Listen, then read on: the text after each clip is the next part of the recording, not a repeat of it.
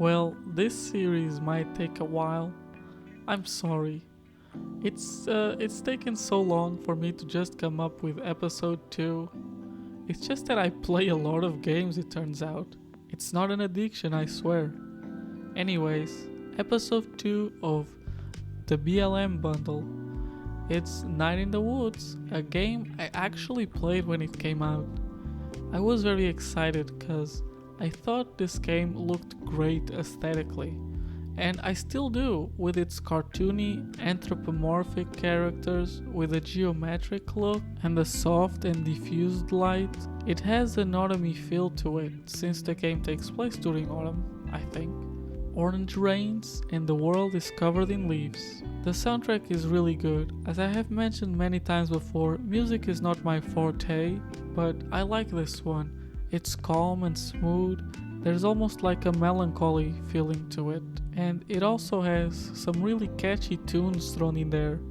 I personally used to listen to some of the tracks in this game a lot, even after I finished the game. So, fair to say that I think it's good and memorable.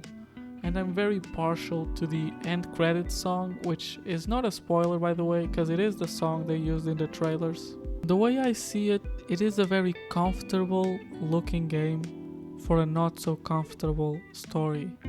It's always a challenge to talk about story focused games when I brand myself as someone that doesn't spoil stories, but here we go.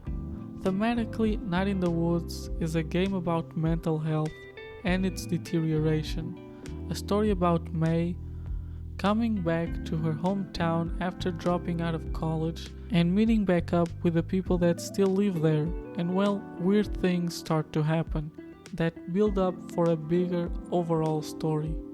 Honestly, I have yet to play a game that gives such a representation of what it feels like to be detached from oneself, which I discovered while writing this review that it's called depersonalization. When I first played this game, I was 17, still in high school, and a lot of the themes in this game just did not hit like they do now. Despite its cartoony look, it's not a game for kids at all. It's a game that is mature in its themes, but not in the way that we usually think of them. The game is not, for the most part, violent or sexual. It's a different type of mature, in the way that you need life experience to understand. And in that way, it also makes this game rather unique. Characters are somewhat hard to describe, as some of them are definitely written in a way that adds to that disassociation feeling, but there are still some quirky and likable characters here. Gameplay wise, well, it is very story focused, but there are some distraction here, as this game is over 8 hours long, which is very long for this type of indie narrative focus game, I guess. Some light platforming with surprisingly satisfying jumps, and some very light puzzling, and a rhythm game. I guess distraction is the wrong word to use here, as they usually play into the story in some way or another. For example, the rhythm game comes from the fact that you join a band with your old friends and you have to practice. I'm sorry if this review feels very short, but it's a game I won't spoil, and I don't think you should spoil yourself on it. Also, it's just not a game that has a lot of gameplay mechanics to it, but I do recommend it.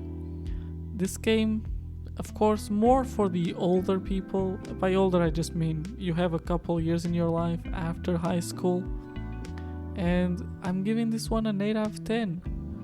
It is a different experience, and I think it is something you want to see and experience, and that's probably something you'll be able to relate to on some level, even if you didn't drop out of college. I didn't drop out of college, in fact I never went, and I hope you enjoy it, and I hope this review was informative, hopefully, and it made you think about this enough to make you want to play the game, and hopefully, maybe more important, totally, subscribe, maybe, and like, comment, and like, I said like a lot, I didn't want to say like, Anyways, goodbye, and hopefully the third episode of this series comes sooner rather than later.